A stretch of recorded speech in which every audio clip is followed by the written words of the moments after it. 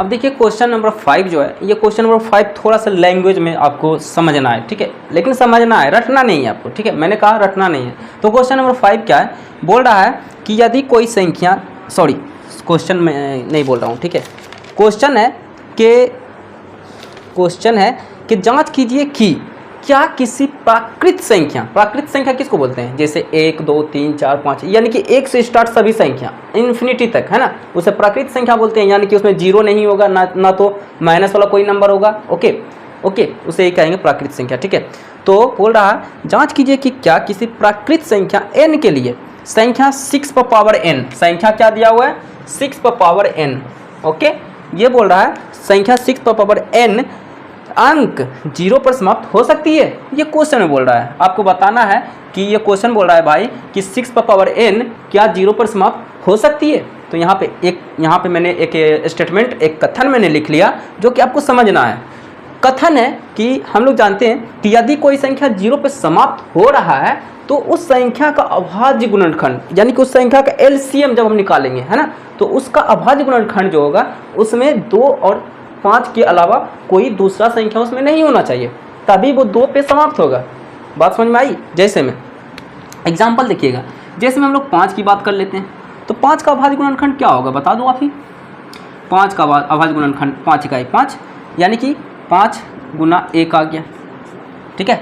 तो ये 0 पे समाप्त हो रहा है क्या, 5 गुना 1 करो तो कितना आ रहा है 5 हो रहा है, तो इसके इकाई स्थान पे क्या है 5 है यार, इसके अलावा कुछ है ही नहीं, ठीक है। इकाई स्थान पे 0 आ रहा है, नहीं आ रहा, ठीक है, 0 पे समाप्त नहीं हो रहा, ठीक है। इसी प्रकार हम ले लेते हैं, मान लो 10 ले लेते हैं, ठीक है, 10 ले लेते हैं, ठीक है, 10 ले लिया, ठीक है। अब यहाँ पे क्या करते हैं, 10 का हम गुणनखंड करते हैं, 2 5 10।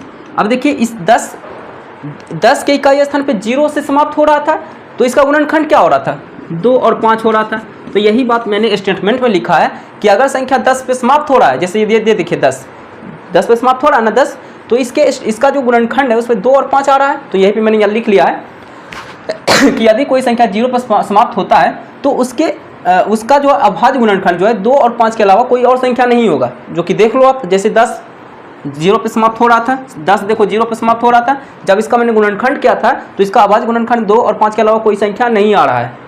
ओके, यही मैंने यहाँ पे लिखा है, तो आपको रटना नहीं है, समझ लिया, ठीक है। ओके, अब यहाँ पे दिया हुआ क्या नंबर है जी, नंबर आपको दिया हुआ है 6 पर पावर n, 6 पर पावर n, आपका बेस क्या दिया हुआ है 6, तो 6 का अभाज्य गुणनखंड कर लो, 2 तिया 6 लो 2। अब इतना भी नहीं करने की जरूरत है, ऐसे ही रहने दो, 2 तिया 6। अब बताओ इसका अभाज्य गुणनखंड 2 और 5 के अलावा कोई और संख्या आ गया 3, तो क्या ये 2 और 5 के रूप में है, नहीं है। तो आप यहाँ पे लिखोगे बाबू, यहाँ पे इस तरह लिख दोगे नीचे में, अर्थात 6 का अभाज्य गुणनखंड, यहाँ पे लिखोगे कि अर्थात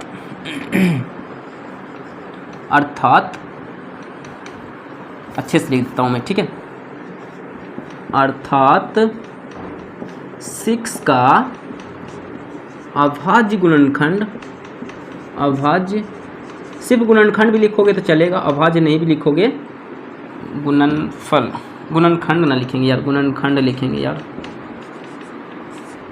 अर्थात 6 का अभाज्य गुणनखंड कितना आ रहा है 2 गुना 3 आ रहा है। देखिए 6 का क्या हम लिखेंगे फैक्टर, 2 गुना 3 लिखेंगे, ओके, यही तो लिखेंगे हम, ओके।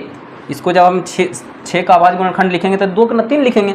तो यहाँ पे मैंने लिख लिया अर्थात, यानी कि मेरा कहने का मतलब है कि 6 का अभाज्य गुणनखंड 2 और 3 के रूप का है, इसके रूप का है, ओके, क्योंकि है भी ये, ठीक है, इसलिए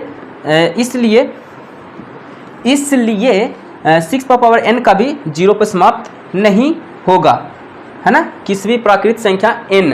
अब यहाँ n क्या, आप n कुछ भी ले लो, कोई भी संख्या ले लो, 1000 1 करोड़, कितना संख्या लोगे आप, अभाज्य गुणनखंड तो बेस से निकालोगे ना, जो बेस में जो नंबर दिया हुआ है उसी का अभाज्य गुणनखंड आप निकालोगे।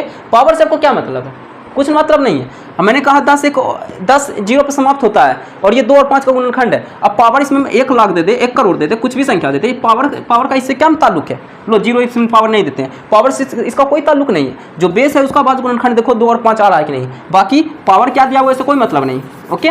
बस इसमें कंडीशन दे दिया कि प्राकृत संख्या है, कोई बात नहीं यार, आप कुछ भी दे दो, ठीक है। तो यहाँ पर हम नीचे लिख लेंगे कि इसलिए अर्थात ये 6 इतना के रूप का है ना, जो कि होना चाहिए 2 और 5 के, लेकिन आ रहा क्या 2 और 3 के।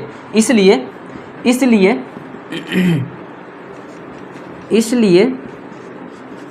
6 पावर n